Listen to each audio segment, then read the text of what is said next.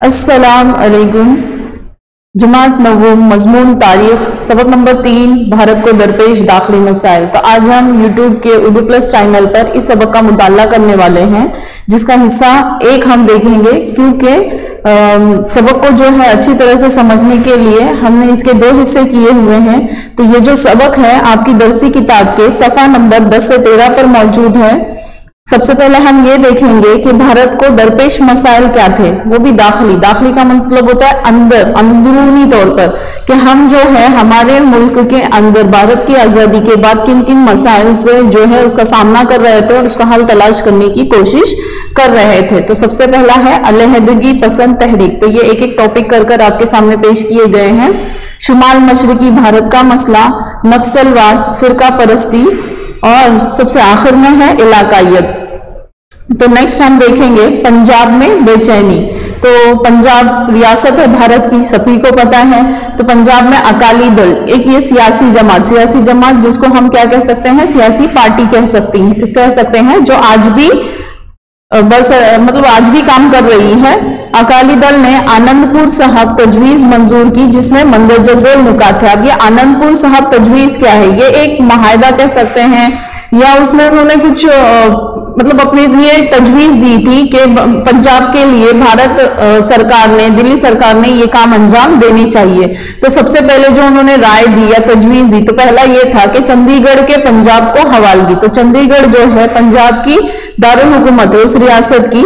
तो हम देखेंगे कि चंडीगढ़ को जो है हवालगी चाहिए, मतलब पूरी तरीके से चंडीगढ़ और पंजाब एक हो जाए। नंबर 2, दीगर रियासतों के पंजाबी जबान बोलने वाले इलाकों को रियासत पंजाब में इंजमाम। तो अब इनका एक दूसरी तजवीज ये थी कि उनको जितनी भी आसपास पंजाबी जबान बोली जाती है जिन इलाकों में, तो वो सारी जो इलाके हैं वो पंजाब में शामिल कर दिए जाए। इंजमाम का मतलब होता है शामिल करना।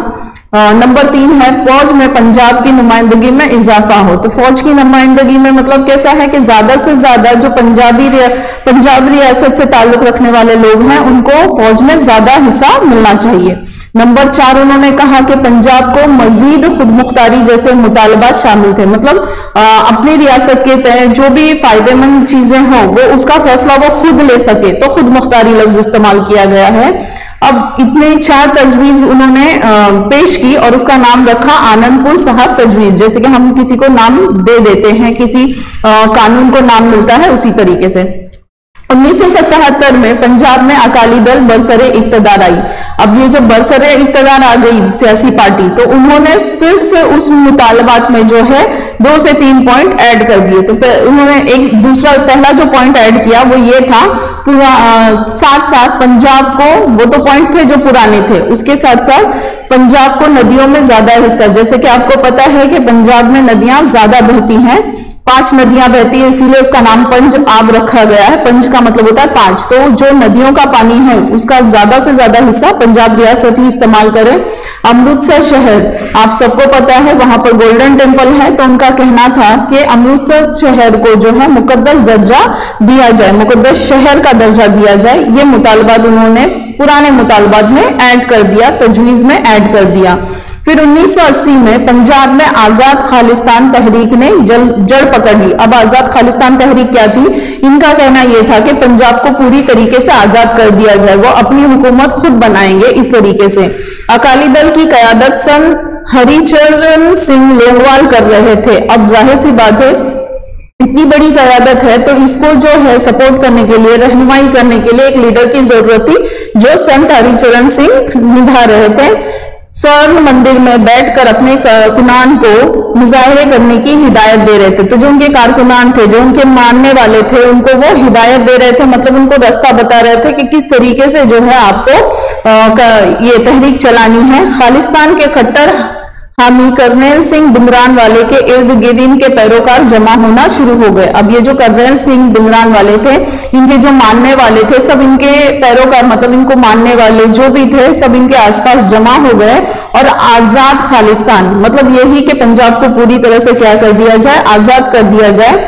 उसके बाद हुआ ये कि 1981 में मुदीर लाला जगत नारायण, मुदीर का मतलब होता है एडिटर जो अखबार लिखते हैं, तो उनका कत्ल के मामले में भिंद्रान वाले को गिरफ्तार कर दिया। अब हुआ ये कि जब उनको गिरफ्तार किया तो उनके मानने वालों ने जो है बहुत ज्यादा तशद्दुद दिखाना शुरू किया, तो मामला जो है बहुत ज्यादा बिगड़ गए और वहां पर सदर राज नाफिज हो गया। सदर राज मतलब अब पंजाब रियासत का जो भी फैसला रहेगा वो सदर जमहूरिया नाफिज करेंगे, यानी लेंगे उनके तहत।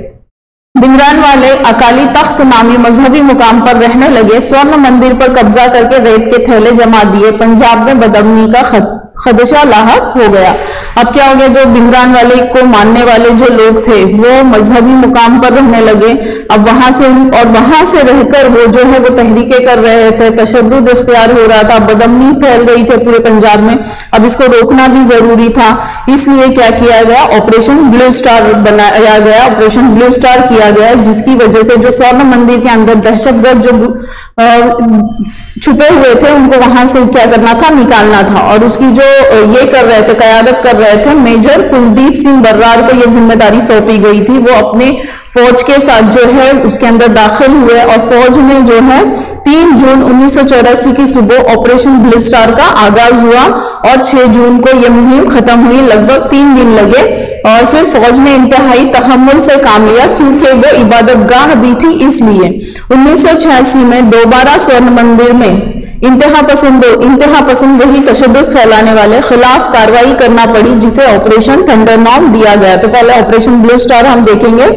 नेक्स्ट आता है शुमाल मशरिकी भारत का मसला। तो आपको जो है भारत के मैप में शुमाल मशरिकी रियासतें बताई गई हैं और उसको जूम करके ऊपर की तरफ रंगों में बताया गया है। अरुणाचल प्रदेश है, आसाम है, मणिपुर है, मेघालय है, त्रिपुरा है, मिजोरम है। तो आसाम, अरुणाचल प्रदेश, मणिपुर, मेघालय, मिजोरम, नागालैंड, सिक्किम और त्रिपुरा, ये 8 रियासतें शुमाल मशरिकी भारत कहलाती हैं, क्योंकि ये एकदम मशरिक में भी वाक़या है और दूसरा शुमाल यानी ऊपर की तरफ वाक़या है, इसलिए इनको क्या कहेंगे, शुमाल मशरिकी भारत। तो उनके क्या मसाइल थे, क्योंकि ये इलाके पहाड़ी भी हैं और जंगलाती भी हैं, तो यहाँ पर कबीले के जो लोग हैं वो बड़े पैमाने पर रहते हैं और फिर जंगलों और पहाड़ियों की वजह से, आवाजाही की वजह से ज्यादा लोग जो हैं उनसे मेल मिलाप नहीं हो पाता, मतलब इंटरेक्ट नहीं हो पाते हम, नकल व हमल की सहूलत ना होने की वजह से बहुत ज्यादा ये इलाका जो है पीछे हो चुका था। तो 8 रियासतों को बैनुल अक़वामी सरहदें मस करती थी। सबसे इंपॉर्टेंट पॉइंट यहाँ पर आएगा,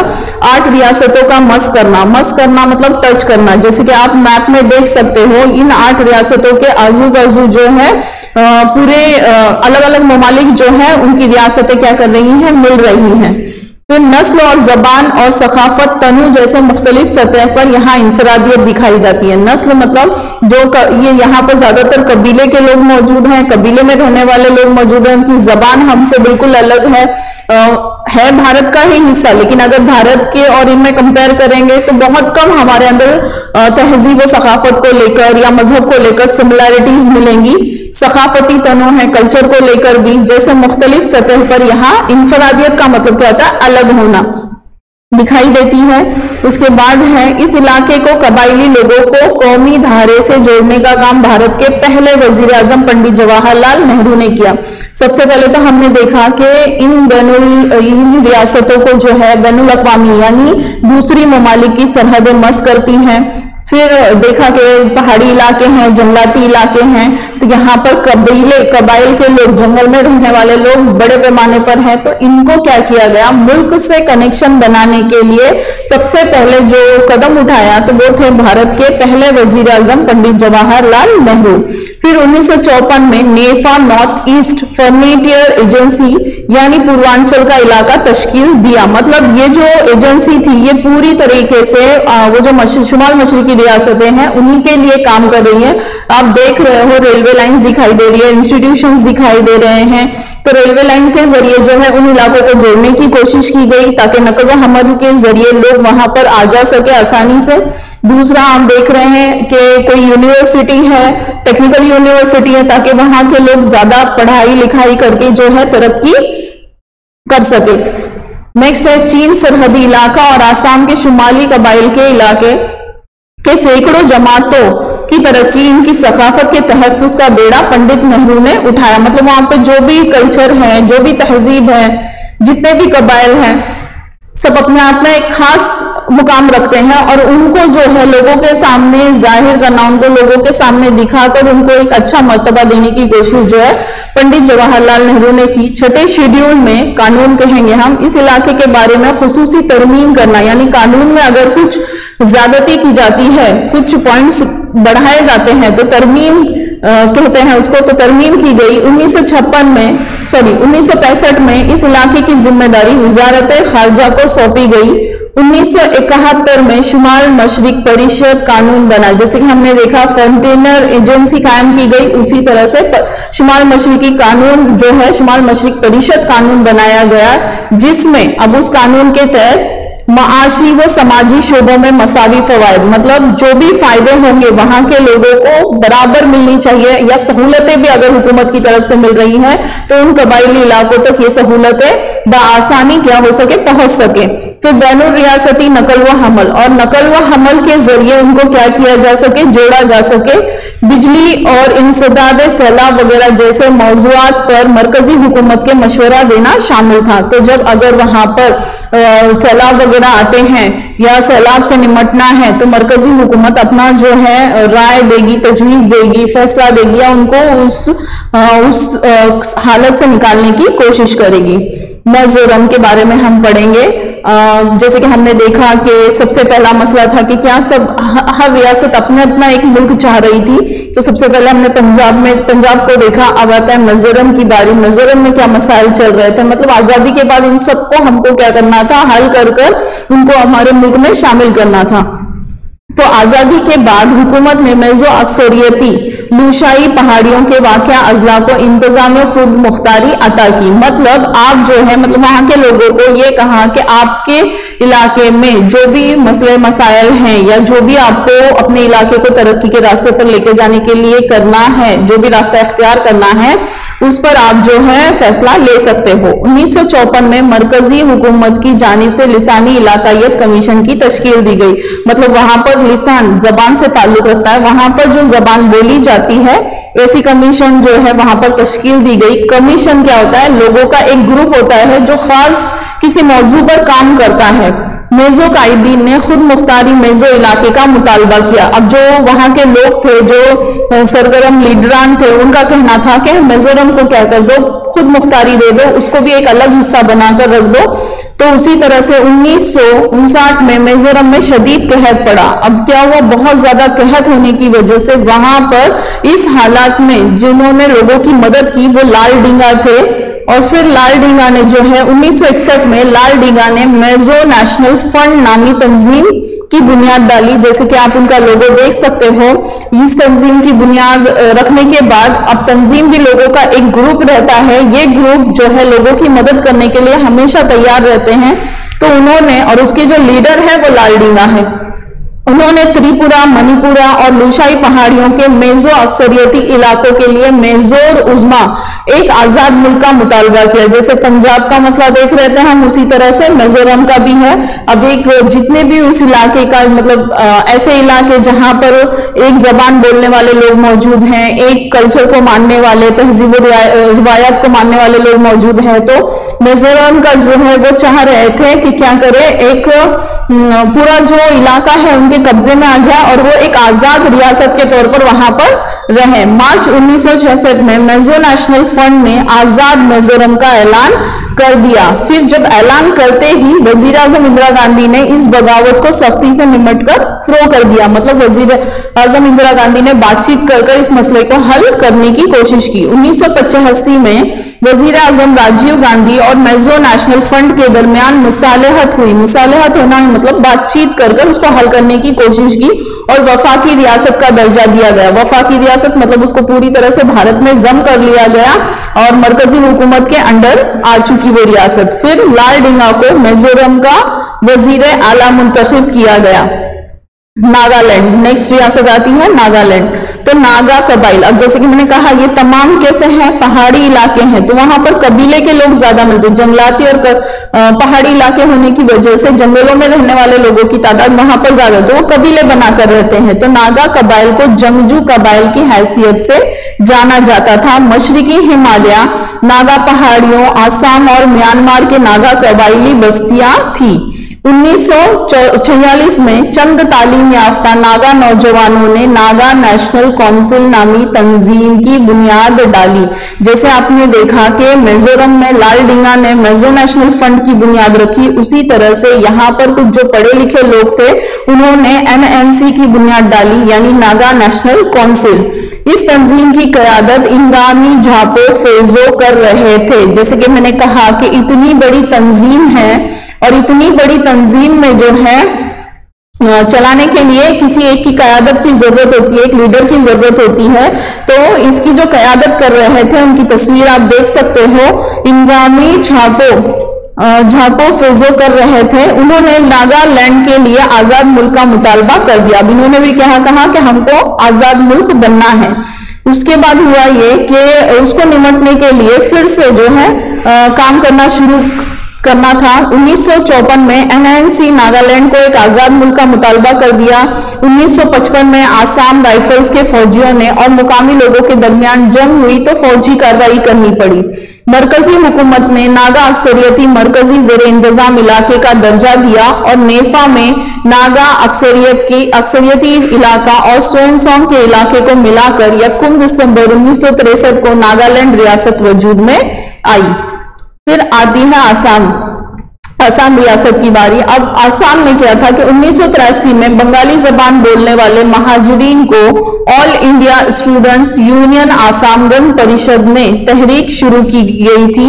अब यहाँ पर 1985 में वजीर आजम राजीव गांधी, मरकजी वजीर दाखिला शंकरराव चौहान, आसामी रहनुमा प्रफुल्ल कुमार महिंतो के दरमियान समझौता हुआ। अब राजीव गांधी उस वक्त वजीर आजम थे और मरकजी वजीर दाखिला जो थे वो शंकरराव चौहान थे। ये दोनों ने मिलकर वहां के रहने वाले प्रफुल्ल कुमार महिंतो के साथ जो है समझौता किया, बातचीत की और फिर उसके बाद आसाम के मसले को हल करने की कोशिश की।